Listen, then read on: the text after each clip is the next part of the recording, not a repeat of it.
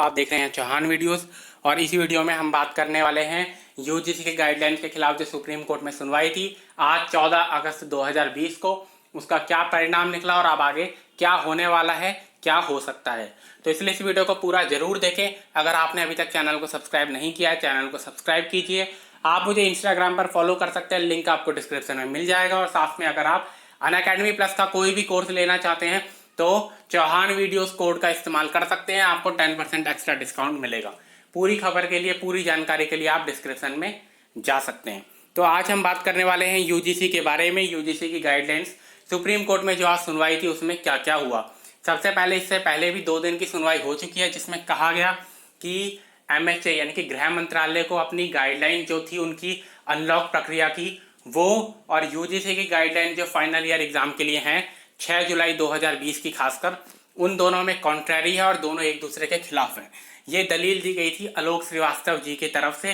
तो उसके जवाब एमएचए की तरफ से यानी कि मिनिस्ट्री ऑफ होम अफेयर्स की तरफ से, गृह मंत्रालय की तरफ से दिया गया, जिसमें कहा गया कि has filed affidavit stating that it permitted the opening of institutions for the purpose of final year exams after taking into account the academic interest of students. यानी कि उनकी तरफ से कहा गया कि उन्हें अनुमति दे दी है इंस्टीट्यूट्स को खोलने के लिए, एग्जाम कंडक्ट करवाने के लिए, ये देखते हुए कि स्टूडेंट का इंटरेस्ट इसमें निहित है। यानी कि स्टूडेंट के इंटरेस्ट को देखते हुए, स्टूडेंट के हितों को देखते हुए उन्होंने ये एग्जाम कंडक्ट करवाने की अनुमति दे दी।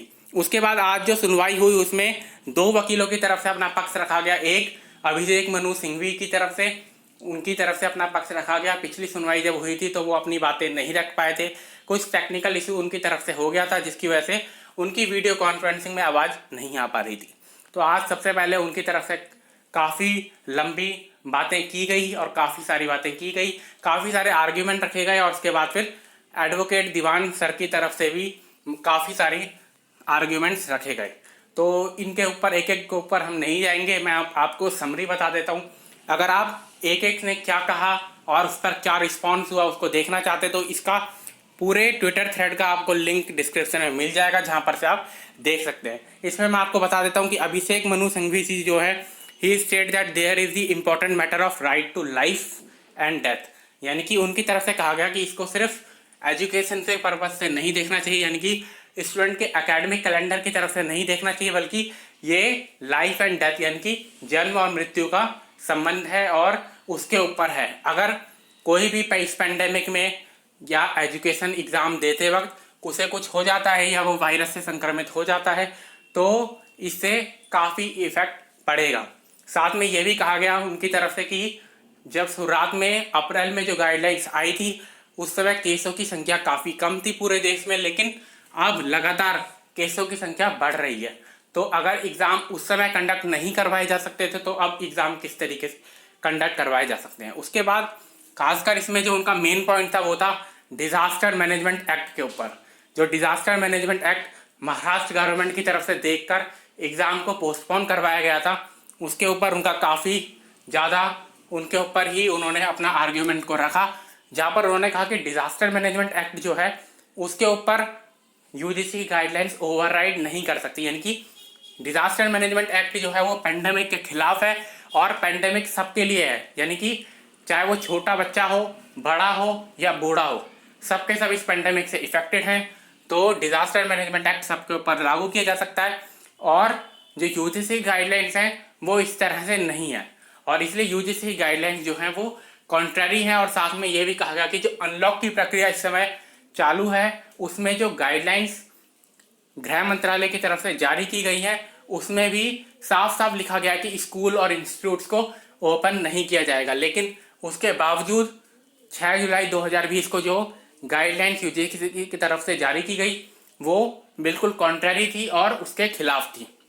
तो अब आगे की जो मामले की सुनवाई होगी वो 18 अगस्त 2020 को होगी, यानी कि मंगलवार, यानी कि अगले हफ्ते मंगलवार को सुनवाई होने वाली है।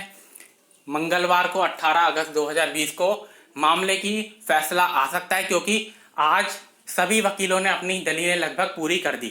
एसजी मेहता जो हैं, जो कि सॉलिसिटर जनरल हैं, जो कि यूजीसी की तरफ से इस केस को लड़ रहे हैं, उनकी ही पक्ष की दलीलें हो सकता है कि 18 अगस्त को भी ली जाएं, लेकिन एडवोकेट मनीष संघवी की तरफ से, आलोक श्रीवास्तव जी की तरफ से और एडवोकेट दीवान सर की तरफ से, उनकी तरफ से अपनी जो इतनी भी दलीलें थी वो सारी कह दी गई और उन्होंने अपने जो केस है उसको रख दिया है। अब सॉलिसिटर जनरल इन सब का जवाब दे सकते हैं और उसके बाद 18 अगस्त 2020 को फैसला सुनाया जा सकता है। तो आपको 18 अगस्त 2020 का यानी कि लगभग 4 दिन का और इंतज़ार करना होगा कि इस मामले में यूजीसी गाइडलाइन के खिलाफ क्या केस में रिजल्ट आता है। आप चैनल पर बने रहिए, मैं इसके ऊपर जानकारी आपको ज़रूर देता रहूँगा।